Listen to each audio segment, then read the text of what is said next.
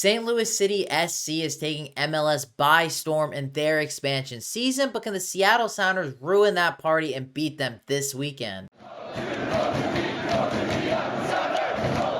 Hello everyone and welcome back to Rave Green TV, and for today's video this is going to be your preview for this weekend's match between the Seattle Sounders and St. Louis City SC. This will be the first ever match between these two clubs in MLS history, as St. Louis City is the new expansion team in MLS. St. Louis City has surprised everybody this season and are currently in first place in the Western Conference. They've broken the Seattle Sounders record back in 2009, being able to win their first 3 matches of the season, and St. Louis have won their first 5 matches of the season this year. In their previous match, they did lose to Minnesota United, but if I'm going to be totally honest here, they probably didn't deserve a loss in that match. They were all over Minnesota United, and they were very hard done by not to at least get a point in that game. The 3 players that we got to keep our eyes out on this weekend's match is the 3 big stars on St. Louis City: Roman Bürki, João Klaus, and Edouard Louven. This club only has 2 designated players, and that is João Klaus and Edouard Louven, but we mustn't forget that Roman Bürki is a goalkeeper that has European experience and once was one of the top keepers in Europe.